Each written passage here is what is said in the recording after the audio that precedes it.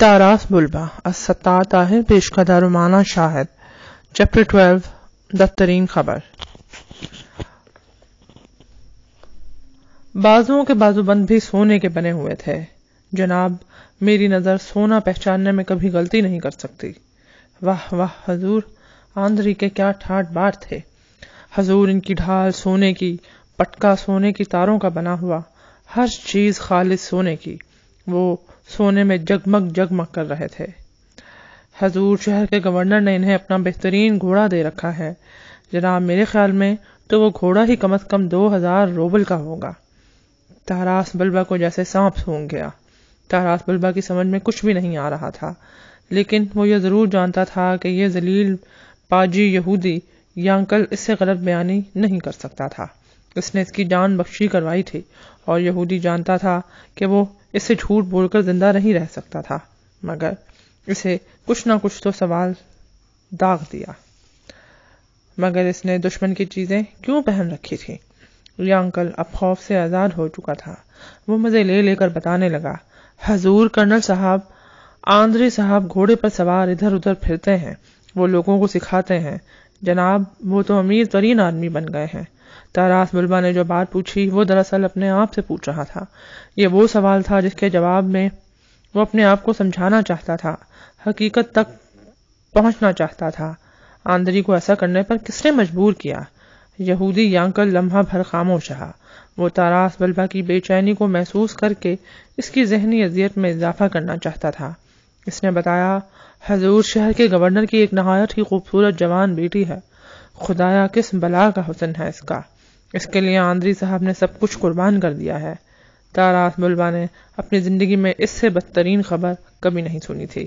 اگر اسے آندری کی موت کی اطلاع ملتی تو وہ اتنا دکھی نہ ہوتا۔ وہ سوچنے لگا، اگرچہ ہم عورت کو بہت کمزور سمجھتے ہیں، لیکن یہ عورت ہی ہے جو بڑے سے بڑے طاقتور سورما کو زیر کر کے اپنا غلام بنا لیتی ہے۔ تو اس کا اپنا بیٹا، اس کا آندری ہی ایک عورت کے سحر کا شکار ہو گیا۔ تاراس بلبہ جہاں بیٹھا تھا، جیسے بیٹھا تھا ویسے ہی بیٹھا رہ گیا، جیسے اس کے وجود کو زمین نے جکڑ لیا ہو۔ کمینہ یہودی یانکل، جو ایک بچے یہودی کی طرح دنیا کے ہر اس انسان سے نفرت کرتا تھا جو یہودی نہیں تھا، اس لمحے تاراس بلبہ کی بے بسی اور دکھ سے پورا لطف اٹھا رہا تھا۔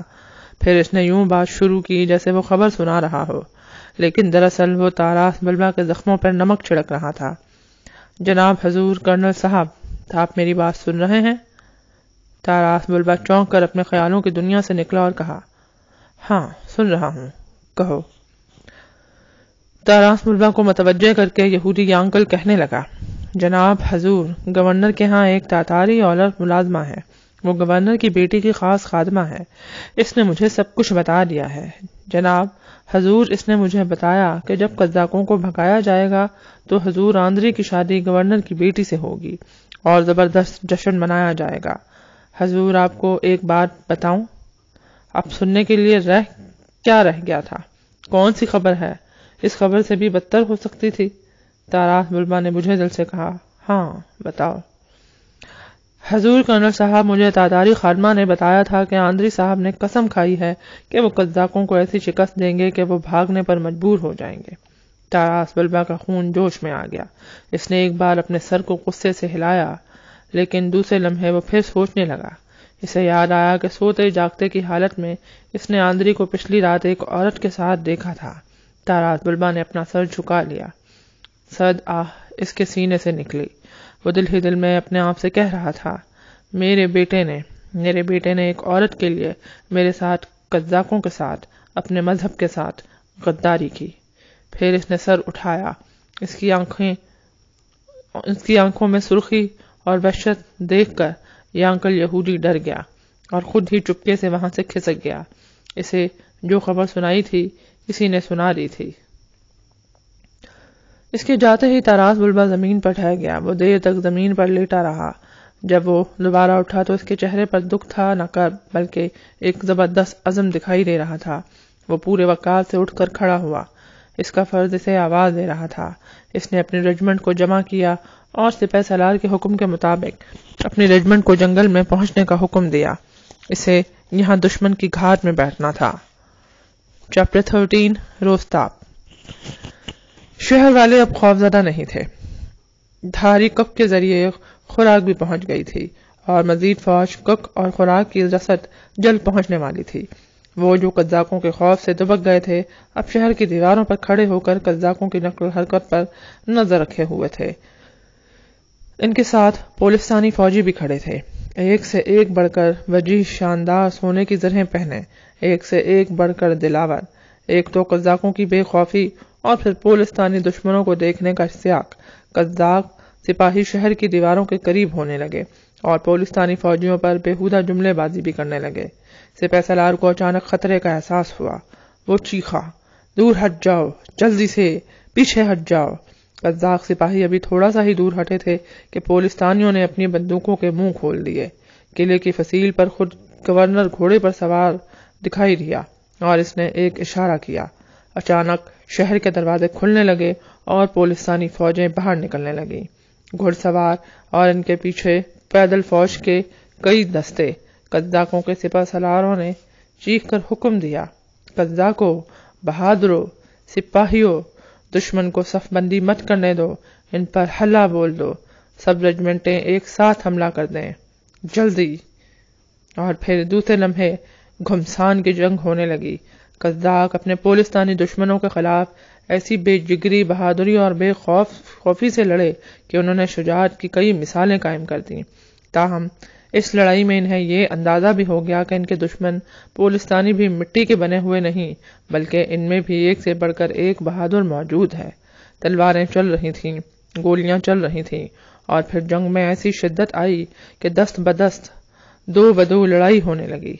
इस लड़ाई में कज्जाक और पुलिस्तानी सूरमाओं की शजाअत और बेखौफी के जौहर खुले और नतीजे में कोई जख्मी हुआ और कोई मैदान में मारा गया।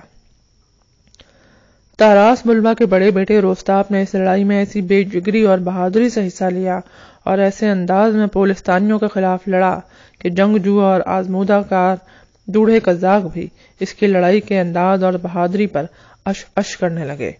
इसे मैदान कारजार में ही मुतफक्का तौर पर एक रेजिमेंट का सरदार बना दिया गया। रोस्ताप ने अपनी टोपी उतारकर इस इज्जत अफजाई के लिए शुक्रिया अदा किया और फिर मैदान कारजार में सरगर्म अमल हो गया। पुलिस्तानी भी कम बहादुर न थे और उन्होंने भी जान की परवाह किए बगैर लड़ाई में हिस्सा लिया था। लेकिन जो जो वक्त गुजरता जा रहा था, पुलिस्तानी महसूस करने लगे थे कि अब लड़ाई इनके लिए मुश्किल और सख्त होती जा रही है। इस वक्त वो पीछे हटने लगे ताकि मैदान कारजार के आखिरी सिरे पर जाकर एक बार सही अंदाज में अपनी सफबंदी कर सकें। पुलिस्तानियों के सिपह सलार ने 4 नई कंपनियों को आगे बढ़ने का इशारा किया। कज्जाकों पर फिर से गोलियों की बारिश होने लगी, जिससे ज्यादातर इनकी गाड़ियों के बैल जख्मी हुए। इन जख्मी बैलों ने वहशत में आकर अपना रुख बदला तो पुलिस्तानी घुड़सवारों को रोंदना शुरू कर दिया। लड़ाई का पांसा पलट गया। पुलिस्तानी अब मैदान में डटे नहीं रह सकते थे। उन्होंने शहर के फाटक खुलवाए और वापस शहर के अंदर चले गए। इस रोज की लड़ाई खत्म हुई तो तारास बुलबा भी जंगल से निकला। जब इसने देखा कि इसका बड़ा बेटा रोस्ताप एक रेजिमेंट की कयादत कर रहा है और इसके हाथ में रेजिमेंट के सरदार का निशान असा भी पकड़ा हुआ है, तो उसका चेहरा खुशी से खिल उठा। वो चीखा, यह है मर्द मैदान, मेरा बेटा, हाँ यही है मेरा बेटा, सच्चा सूरमा। शाम गहरी हो रही थी। कज्जाक अपने साथियों की मरहम पट्टी में मसरूफ हो गए। दिन भर लड़ाई हिस्सा लेने वाले थके मांदे जंगजुओं ने आराम की ठानी और लेट गए। वो जो मैदान कारजार में हलाक हुए थे, इनकी लाशें इकट्ठी करके इन्हें हदिया एहतराम पेश किया गया। चौड़ी तलवारों और बच्चियों से कब्रें खोदी गईं। टोपियों और कोटों के दामनों में भर भर कर मिट्टी इन पर डाली गई। वो पुलिस्तानी जो मैदान कारजार में काम आए थे और पुलिस्तानी फौज जिनकी लाशों को वहीं छोड़कर भाग गई थी, इन लाशों के साथ कज्जाकों ने वहशियाना इंतकामी सलूक किया। इनकी लाशों को उन्होंने घोड़ों की दुमों के साथ बांधा और फिर घोड़ों को दौड़ाया। ये बड़ा हौलनाक मंजर था। खून से भरी हुई लाशें जमीन पर घिसटती जा रही थीं और इनके अज़ा टूट रहे थे। और फिर कज्जाक आज की लड़ाई को भूलकर खाने के लिए बैठ गए। अपने और माजी के कारनामों का जिक्र छिड़ गया और जानते थे کہ آنے والی نسلیں ان کی بہادری کی کہانیاں دہراتی رہیں گی۔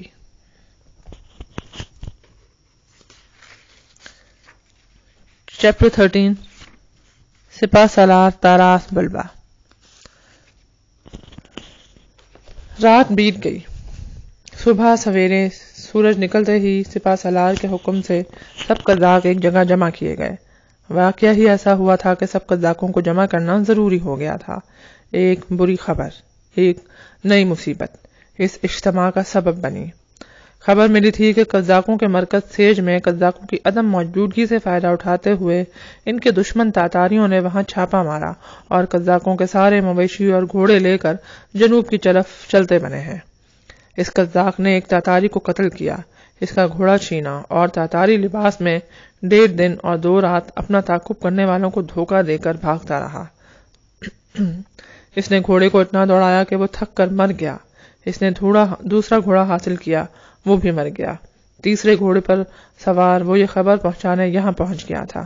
اس نے قزاقوں کو بتایا کہ سیج میں باقی رہ جانے والے قزاق نشے میں مدہوش تھے کہ تاتاری آئے اور انہیں باندھ کر بے بس کر دیا اور قیدی بنا کر سب کچھ لے کر بھاگ نکلے، حتیٰ کہ قزاقوں کا سرکاری خزانہ بھی جو خفیہ رکھا جاتا ہے انہوں نے ڈھونڈ نکالا اور وہ بھی اپنے ساتھ لے گئے۔ اس نے بتایا کہ تاتاری جنوب کی طرف بھاگے ہیں۔ مقسم بچ کر آنے والے قزاق کا پورا جسم سوج گیا تھا، اس کا چہرہ جھلسا ہوا تھا، وہ اتنا تھکا ہوا تھا کہ یہ باتیں بتانے کے بعد وہ جہاں کھڑا تھا وہیں کھڑے کھڑے گرا اور زمین پر گہری نیند سو گیا۔ ایسے حالات میں قزاقوں کا یہ دستور تھا کہ وہ فوری طور پر اغوا کرنے والوں اور لٹیروں کے تعاقب میں نکل کر کھڑے ہوتے تھے اور انہیں راستے میں ہی پکڑ لینے کی کوشش کرتے تھے۔ تاہم قزاق جانتے تھے کہ تاتاروں کی عادت ہے کہ وہ قیدیوں کو غلام بنا کر بیچ دیتے ہیں، لیکن اب قزاق فوری طور پر ان کے تعاقب میں نہیں جا سکتے تھے۔ ایک طرف پولستانی شہر تھا اور دشمن، دوسری طرف تاتاری جن کا تعاقب بھی لازمی تھا۔ سپہ سالار نے اس مسئلے کے حل کے لیے سب کو صلاح مشورے کے لیے بلوایا تھا۔ سپہ سالار نے پوچھا، ساتھیو کہو اب ہمیں کیا کرنا چاہیے؟ کئی قزاق بیک وقت چیخے، سپہ سالار تم مشورہ دو، تم بتاؤ۔ کوئی بات کرنے سے پہلے سپہ سالار نے اپنے سر سے ٹوپی اتار دی۔ یہ اس بات کا اشارہ تھا کہ اب وہ جو مشورے دے رہا ہے وہ سپہ سالار کی حیثیت سے نہیں بلکہ ایک عام قزاق کی حیثیت سے دے رہا ہے۔ وہ کہنے لگا، ساتھیو ہمیں ذرا سا وقت بھی ضائع کیے بغیر تاتاریوں کے تعاقب میں روانہ ہو جانا چاہیے۔ آپ سب جانتے ہیں کہ تاتاری کیسے لوگ ہیں، وہ ہمارا مال فوراً اڑا دیں گے، اپنا ہر نشان اور سراغ جلدی گم کر دیں گے، ہمارے لیے انہیں تلاش کرنا مشکل ہو جائے گا۔ ہمیں اپنے بھائیوں کو ان کی قید سے چھڑانا ہے، اگر ہم نے دیر کر دی تو وہ ہمارے بھائیوں کو غلام بنا کر بیچ سکتے ہیں۔ اتنا کہنے کے بعد سپہ سالار ایک لمحے کے لیے رکا، قزاقوں کے رد عمل کا جائزہ لیا اور پھر کہنے لگا، یہاں ہم نے خاصی تفریح کر لی ہے، پولستانیوں کو معلوم ہو چکا ہے کہ قزاق کیسے ہوتے ہیں، ہم انہیں اچھا خاصا سبق سکھا چکے ہیں، بلکہ ہم ان سے زبردست انتقام لے چکے ہیں۔ بھائیو، فاقوں سے مرتا ہوا یہ شہر اب ہمارے لیے ایک بیکار چیز ہے۔ میرا مشورہ ہے کہ ہم فوراً تاتاریوں کے تعاقب میں نکل کھڑے ہوں، اگر دیر ہو گئی تو سب کچھ برباد ہو جائے گا۔ بہت سے قزاقوں نے چیخ کر کہا، ٹھیک ہے، چلو جلدی کرو۔ طاراس بلبہ کو یہ مشورہ بالکل پسند نہ آیا۔ اس نے اپنی سکڑی ہوئی خاکستری بہوں کو اپنی آنکھوں پر کچھ اور بھی لٹکاتے ہوئے کہا، نہیں سپہ سالار، یہ مشورہ معقول نہیں۔ تم بھول گئے کہ ہمارے کچھ ساتھی پولستانی شہر میں قیدی بنا کر لے جائے جا چکے ہیں۔ تم چاہتے ہو کہ ہم دوستی کا پہلا اور پاک قانون بھول جائیں اور اپنے قزاق بھائیوں کو دشمن کی قید میں چھوڑ کر چلے جائیں تاکہ وہ ان کی زندہ کھال کھینچے اور پھر ہمارے بھائیوں کی لاشیں اور سر شہروں اور قصبوں میں لٹکائے جائیں؟ کیا ہم ان پولستانیوں کو یہ کھلی اجازت دے دیں کہ وہ ہمارے بھائیوں کو کتے کی موت مار دیں؟ چند لمحوں کے لیے طاراس بلبہ کا اس نے زیادہ باوقار اور بلند آواز میں کہا،